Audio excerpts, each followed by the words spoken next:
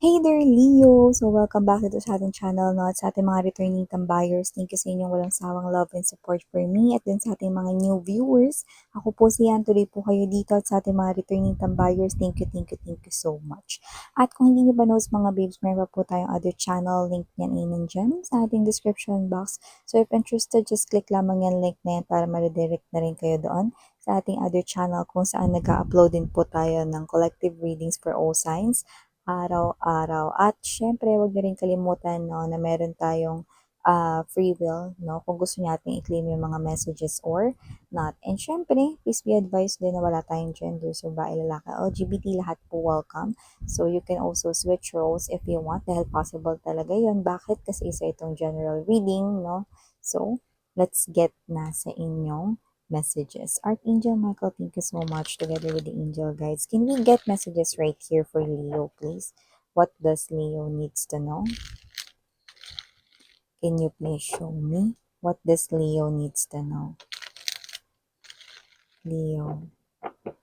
Messages for Leo, please. What does Leo needs to know? Leo.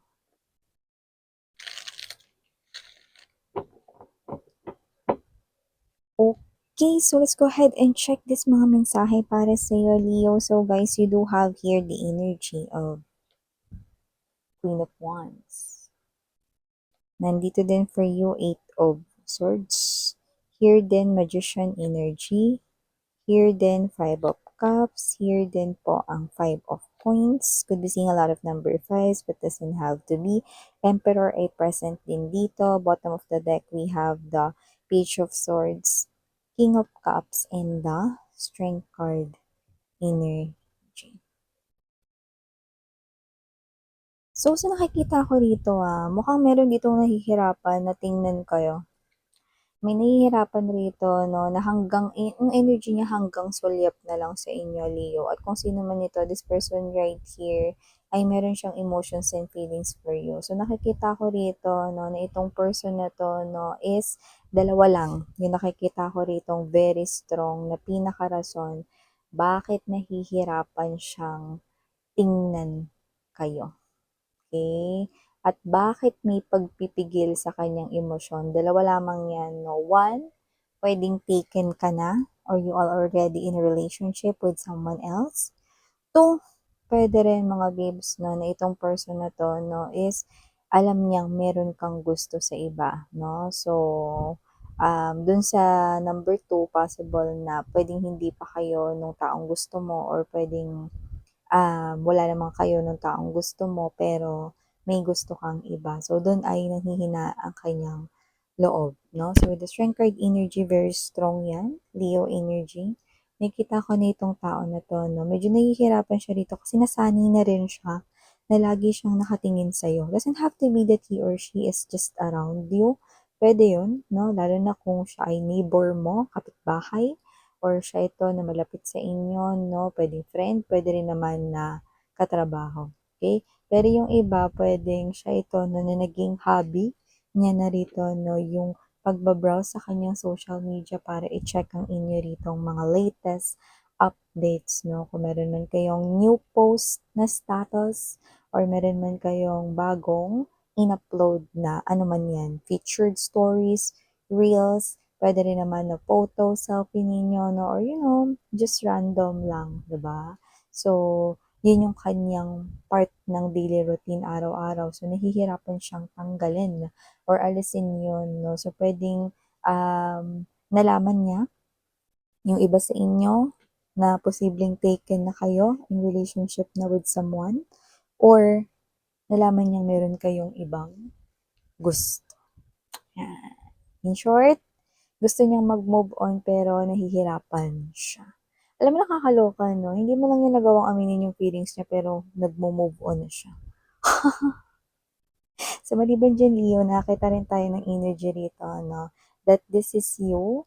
Mukhang meron ka rito, no, na mga gustong i-push at i-pursue rito ng mga bagay with the Queen of Wands energy. Nakikita ko yung confidence mo dito, sobrang taas, no?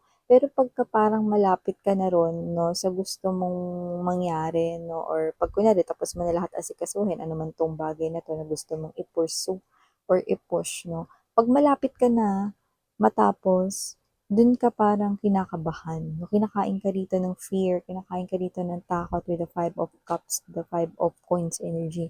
Kinakain ka rito ng fear na what if mapunta lang sa wala lahat ng effort ko, what if hindi naman talaga ito maging successful, what if 'yan.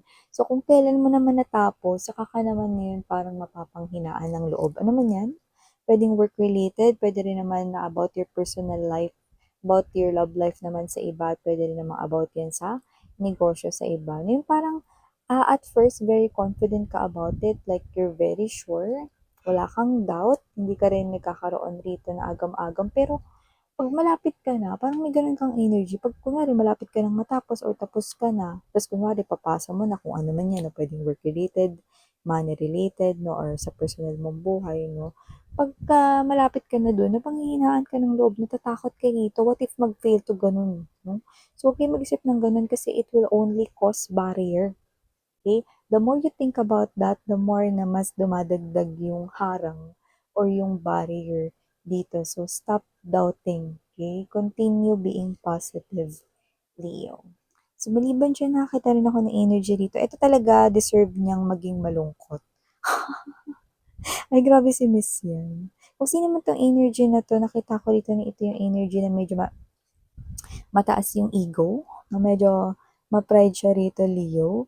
Pero nakikita ko rito na ito yung person na konting-konti na lang tatayo na sa kanyang trono at siya na mismo ang gagawa ng paraan upang tanggalin ang harang na ginawa ninyo, 'no? Harang na mensahe, ano?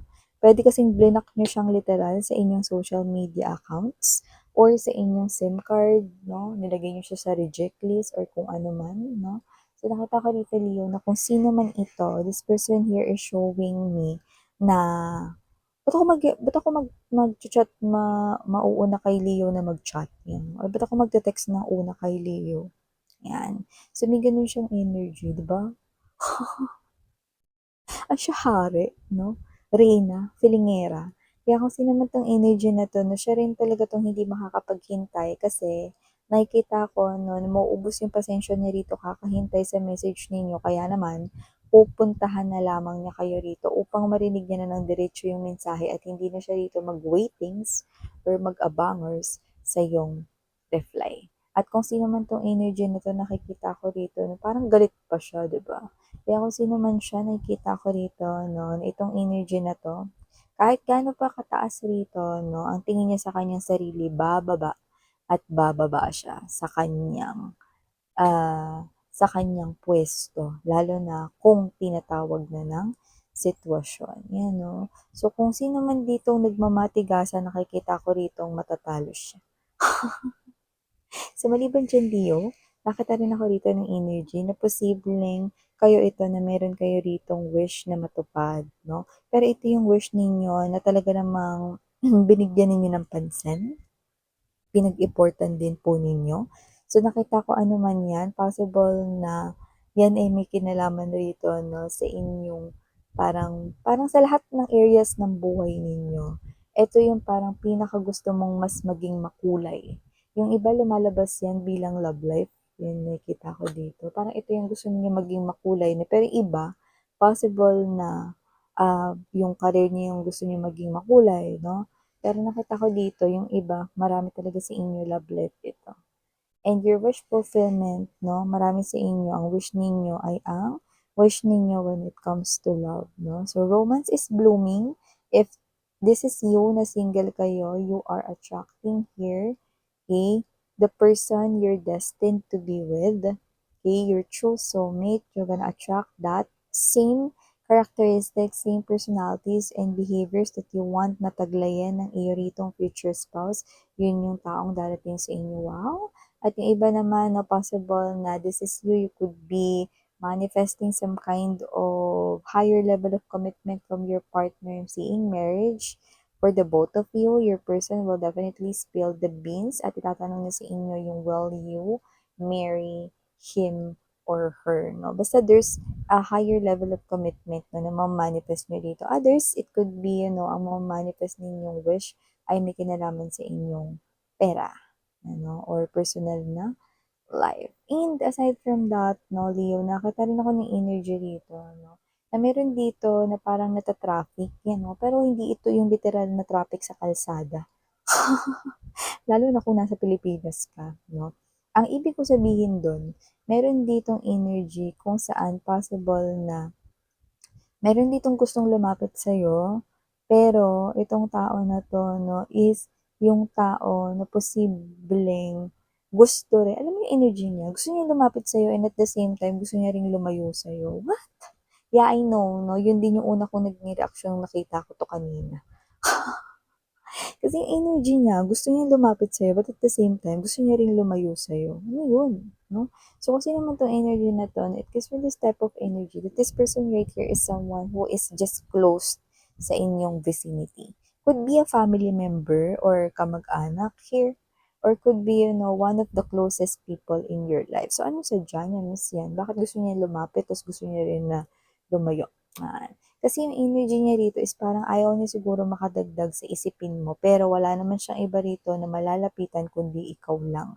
Hindi naman ito tungkol lang sa pera, pero yung iba, oo, pera yon.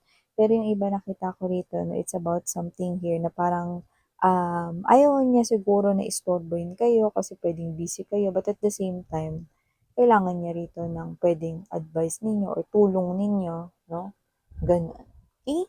So, ito yung mga messages right here for you, Leo. Thank you so much, mahal. Sarang heal of in light.